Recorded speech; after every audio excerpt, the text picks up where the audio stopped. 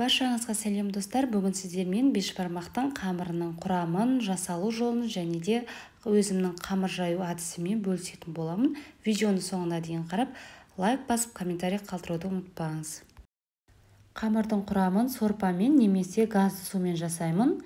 3-4 сағат бұрын иленіп қойғандықтан көбінесе менде газды сумен болады. Яғни маған 2 күлше қамыр керек, ол үшін 2 пиала сарыағаш суы, яғни газды су, 2 жұмыртқа, 1 шай қасық тұз, эластичный болу үшін 1-2 ас қасық шамасында сұйық май қосамын. Ал егер сорпамен илесеңіз, сұйық майдың қажеті жоқ. Қажетінше ұн салып, қатты етіп қамыр илеміз. Барынша қаттылау етуге тырысамыз. Қамырды қаттылау етіп, әбден жақсылап илеміз. Кішкене бірігу үшін 5-10 минутқа қалдырып, тағы да жақсылап илесеңіз, иеқанып әдемі болып шығады. Иеқанған қамыр өте жақсы, әдемі жайылатын болады. Осылай бетін орап, ауа кірмейтіндей етіп, бөлме температурасына немесе холодильникке қалдырамыз.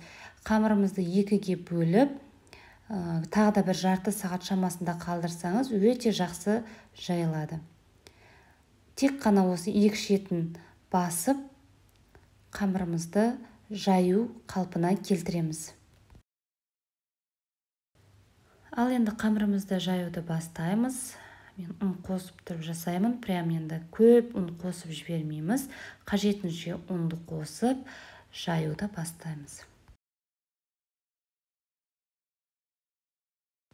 Қамырды жаюды бастаймыз. Егер сіз қамыр жаюды білмейтін болсаңыз, ең маңыздысы қамыр жаюда қамырдың июі қанып, әдемі болып шығуы, және де қолымызбен домалақтаған кезде топ-томалақ етіп шығуымыз керек. Сосын тек қана 2 шетін бір қалыпты басып отырамыз. Осылай ұн сеуіп, 1-2 рет орап, 1-2, тағы да 3-4 рет басамыз, тағы да орап 3-4 рет, тағы да орап 3-4 рет басып, оң жақтан сол жақ қарай қамырды жаямыз. Міне осылай оралды, оң жақтан сол жақ қарай жайылады. Дәл солай кете береді. Сонда барлық шеті бір келкі шығатын болады. Ал әр жерінен бастап жайылатын болса, бір жері қалың, бір жері жұқа болуы мүмкін.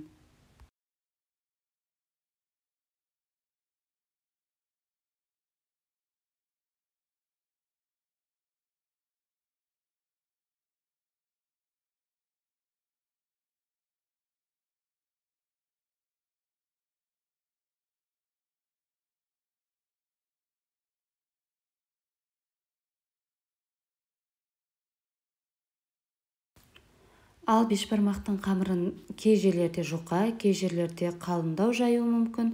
Ал бізде орташа жаямыз. Яғни қатты жұқа болып кетсе, езіліп кетуі мүмкін. Кішкене қалыңдау болғаны маңызды.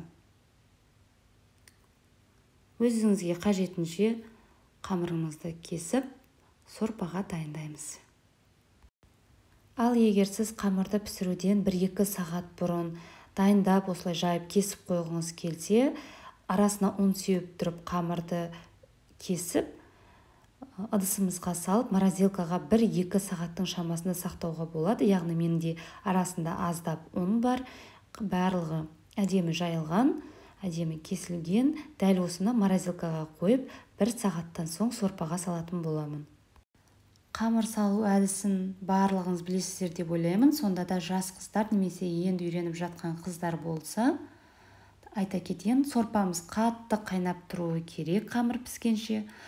Қамырымызды салып, араластырып тұруды ұмытпаймыз. Қамыр өте көп салынып кетпесін. Тағы да айта кететін жайт, бірінші шеткі қамырларды саламыз, себебі шеткі қамырлар кішкене ортаңғы қамырдан аздап болса да қалыңдау келеді.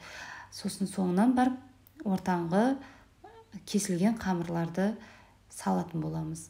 Қамыр пістау деген кезде қамырымызды салып, бетіне подливкімізді сеуіп, дастарханға әдемі етіп ұсынуға болады. Астарыңыз дәмді болсын, сіздерге пайдалы болып жатса өте қуанамын. Подливке аздап қызанақ қостым, ол маңызды емес.